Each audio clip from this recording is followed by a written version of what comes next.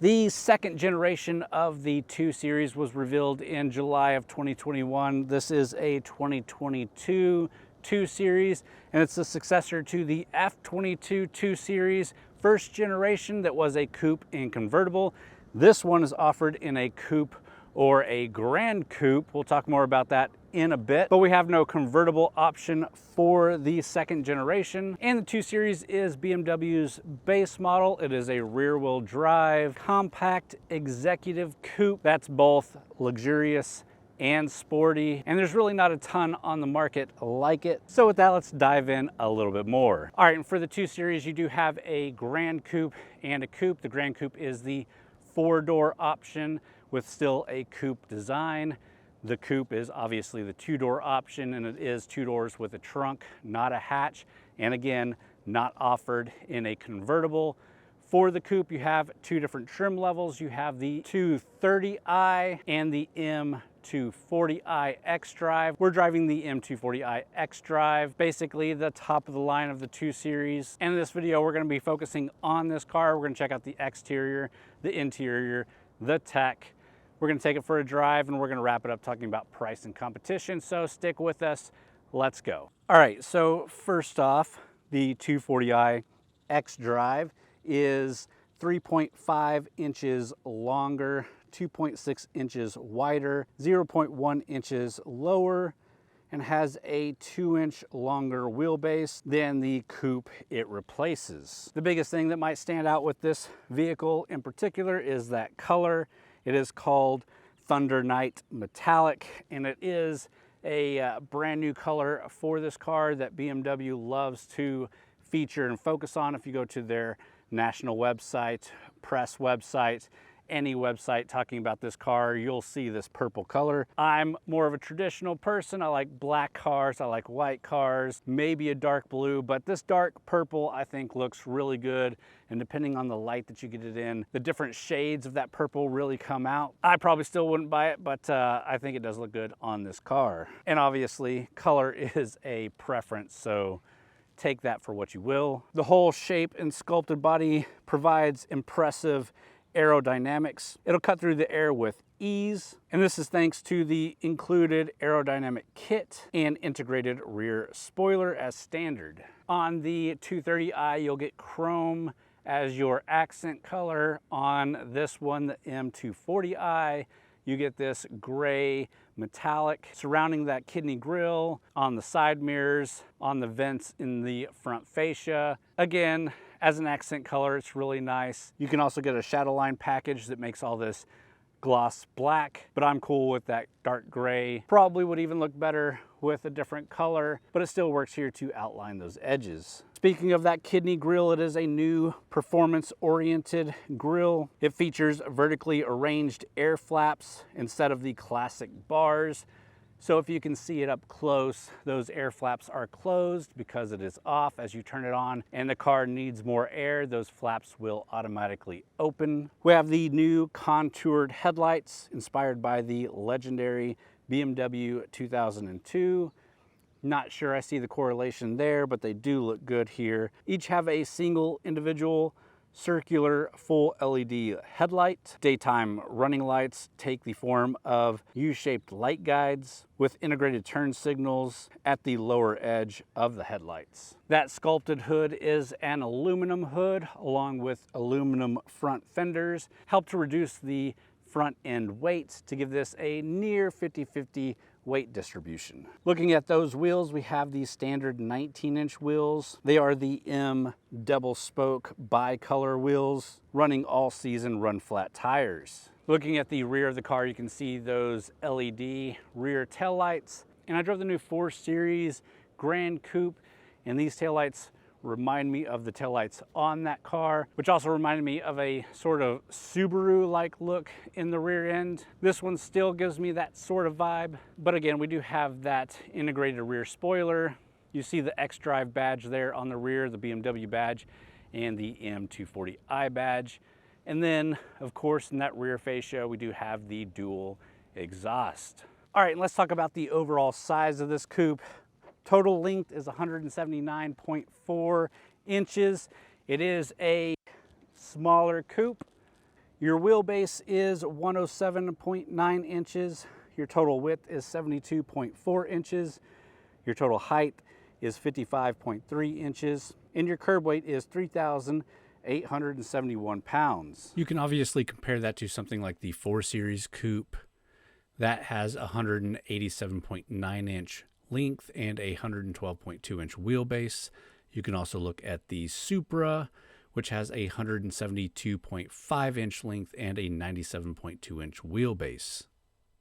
So it is a little bigger than the Supra and a little smaller than the M4, which is probably what you would expect from the 2 Series. Just as another personal preference, I think the 4 Series is more of my go-to size for a coupe. It's just easier on day-to-day for fitting in and getting out.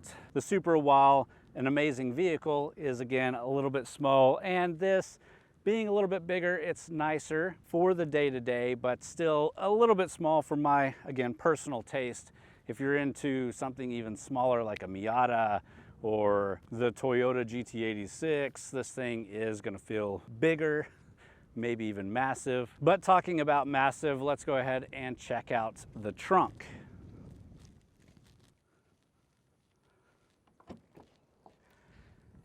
And for the size of vehicle, I do think this is actually a really respectable size of trunk.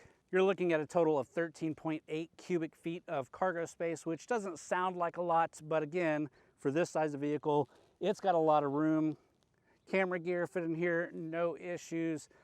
Probably a set of golf clubs if you're into that. Definitely luggage for a road trip. The rear seats are also a 40-20-40 split, so you can fold them down in any kind of configuration and add to your space. It is nice and carpeted and cushioned. You're not gonna have any issues with what you put back here. But with that, let's pop the hood and see what powers this thing.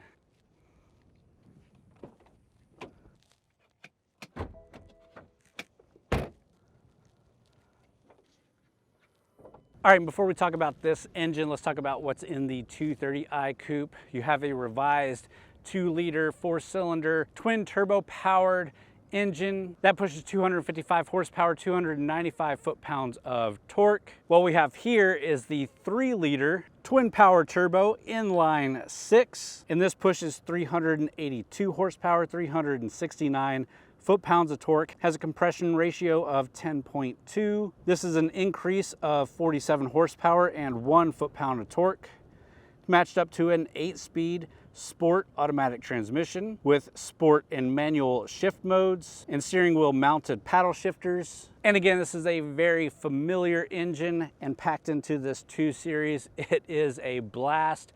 Biggest thing I can compare it to is the Supra that we've driven before. We drove both the 2-liter and 3-liter Supras. So I haven't driven the 2-liter 2 Series, but I have driven, obviously, the 3-liter 2 Series. And it's a huge difference in the power plant in the Supra. I'm imagining it's a pretty big difference here in the 2 Series. This is the engine option to get. Unfortunately, with the 2nd generation of 2 Series, you don't have a manual option at all, only that automatic transmission, but at that, it's pretty good. Let's jump inside, take a look at the interior, talk about the tech, and then we'll take it for a drive. All right, guys, we are here in the interior of the 2 Series, and as you might see, it's not too cramped. I do fit well. I am 6'1", a bit of a bigger guy, but again, I do fit well in here. We do have some really nice interior touches with these seats, and these are the M Sport seats. And you can see the black with blue stitching and the little M logo call out on the seat itself. And throughout the cabin, you do have black with blue stitching, a nice mesh look trim here with a bit of a chrome look. And as much as I like this blue on black look, especially in this BMW, I will concede that with the purple exterior, having the blue stitching inside is a bit iffy. Something, of course, my daughter pointed out to me, but if you're in here, it works. And if you're not getting the purple, it still works. Let's go ahead and kick this thing on, get some AC blowing, and I'll show you around the rest of the interior. All right, let's first talk about the 8.8-inch touchscreen display here. We also have the iDrive, but it is a touchscreen, so you can swap through different things by touching the screen or by using the iDrive here. Very standard setup, much like other BMWs that we've driven recently. You do have Apple CarPlay, Android Auto support. My only slight gripe with that is it doesn't really work with the USB charger to play Apple CarPlay. You have to have it hooked up wirelessly, which is just a whole nother mess in of itself, but it is in there and it does work. You just have to have a little bit more setup for it. You've got a button right here for all of your safety features, so you can have them all on, an individual setting, and you can configure that individual setting, and you can see here the different options that you have. Obviously your hazard lights, AC vents, AC and heat controls, including a heated seat button, because these are heated seats. Then you have all your radio controls down here. You have a little cubby with cup holders. Again, your USB charger, you can take that out. You can also do wireless charging back here. Just throw your phone down and it will start wirelessly charging. You also have a 12-volt accessory port right there. Moving back is your gear shifter, electronic gear shifter, back for drive, all the way forward for reverse. You do have a 360 camera, nice backup camera. It also does the front camera as you're pulling in to a parking spot or something, or getting close to something in the front, it'll pop it on. You have parking assist and backup assist. Here you have your traction control, a quick button for the camera, parking sensors, and to turn off your automatic stop for the engine, your engine start button. These are your drive modes, so you have Sport, Comfort, Eco, Pro, and Adaptive, electronic parking brake, and again that iDrive controller. This does have a really good audio system. We have the Harman Kardon surround system. Sounds really good, as you might expect. Our steering wheel here is the 3-spoke telescopic leather wrapped multi-function M Sport steering wheel, and it is heated. You can see the heated steering wheel button here, buttons for your cruise settings, buttons for your audio settings. You got your paddle shifters back behind, and again it is an M Sport steering wheel. Nice and chunky, nice and good feeling in the hands. Behind that is the Live Cockpit Plus. It's an 8.5-inch digital instrument cluster, which has a lot of great information on it, a lot of great settings you can flip through. We also have a head-up display, which is nice and big and colorful. I didn't really touch too much on the rear seats here. They are a decent size. You do have room to put a kid back there or a squished adult. You do have your own vents back there and whatnot. Obviously, I'm not getting back there, but it's decent in a pinch. I wouldn't buy this for a family coupe. Like I've mentioned before, the 4 Series is a much better fit for that. But I don't think that's what you want to see. I think you want to see this thing driving, so let's get to driving right now. All right, guys. So as you might be able to hear, we are going to start off in sport mode, technically Sport Plus mode, but you've got a lot of power on tap here. Let's put it to a bit of use.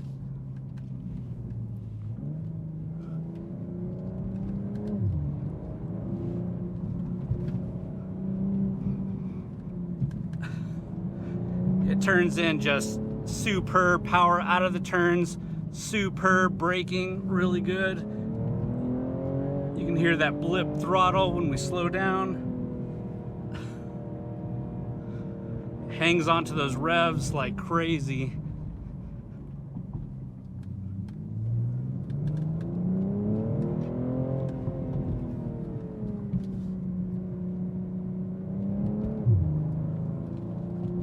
It's a phenomenal driving vehicle.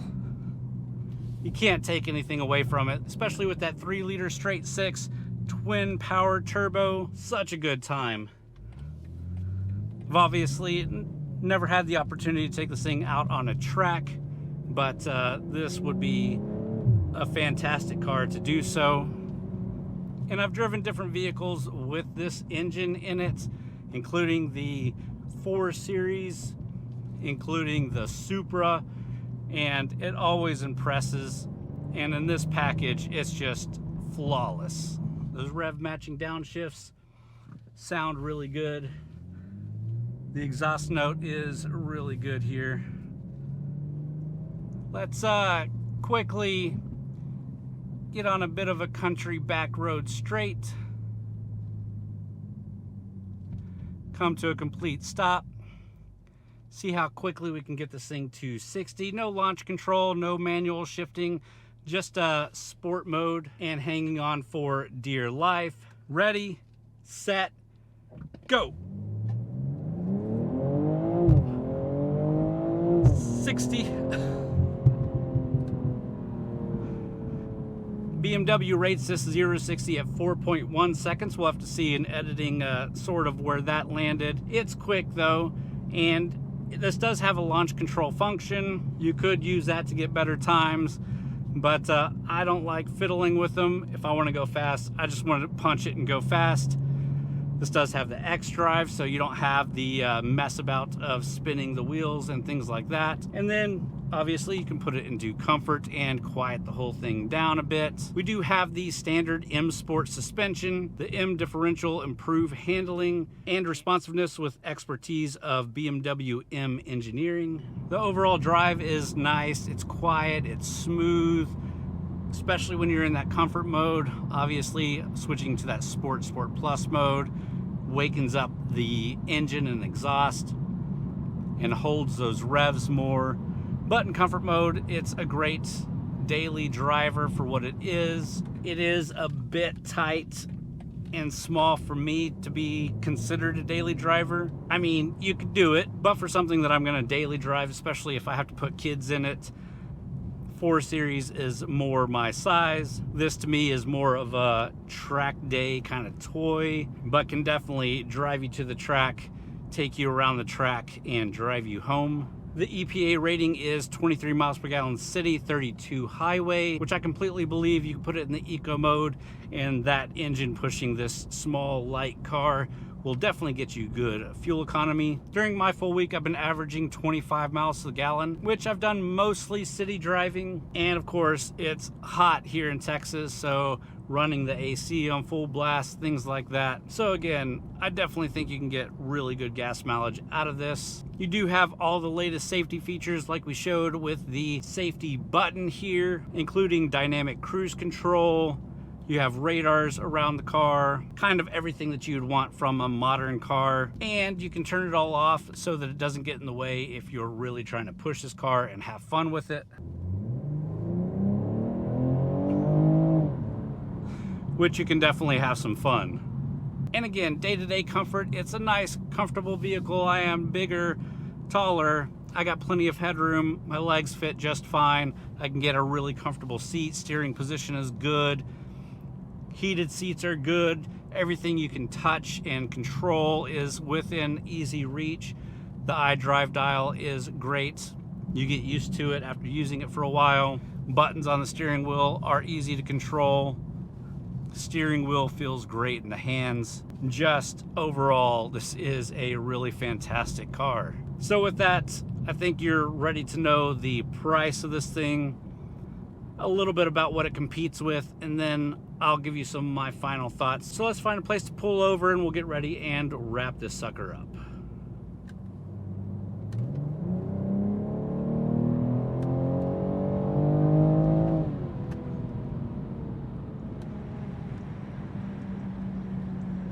All right guys, so let's talk about the price and competition here real quick.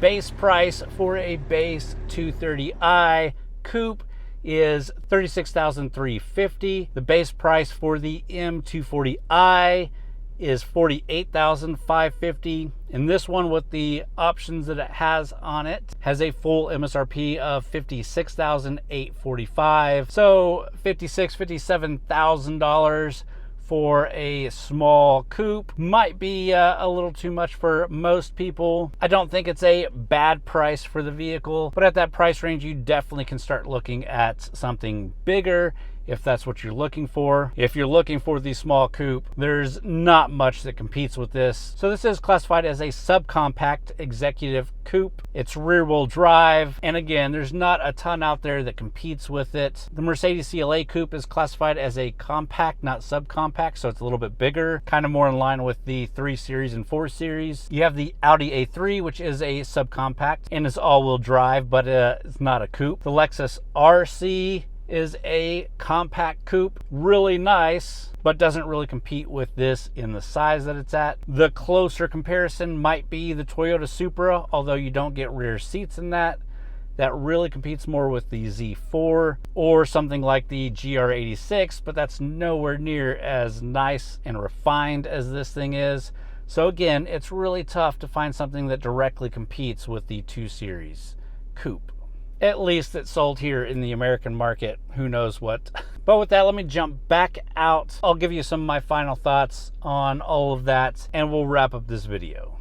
All right, and with all of that, I will say that the 2 Series is a bit small for what I would like for a day-to-day vehicle. I would much prefer the 4 Series coupe, or actually even I like the 4 Series Grand Coupe a lot when I drove it, but that's for day-to-day driving. If I was buying a toy car, a fun car, something specifically for taking out on a track for a track day, or just something extra to have a lot of fun in, this is a great car to do that. If you don't have to worry about putting kids in the back seat or just trolling around town, which this does just fine trolling around town, like I said. But if I was doing that, I would prefer something just a little bit more roomy and comfortable. But if you're just looking for that raw experience, this thing does deliver, and I really like it a lot. I would definitely get this over the Supra, but then I said I would get the Z4 over the Supra.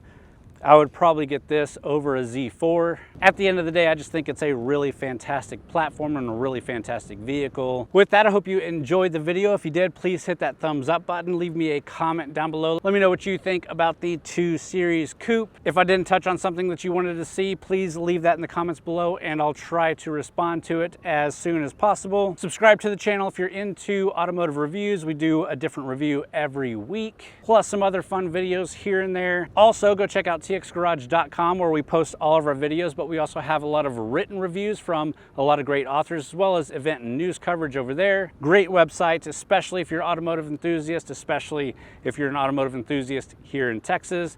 But with that, guys, that's all I got for this one. Hope you enjoyed again. Thanks for watching.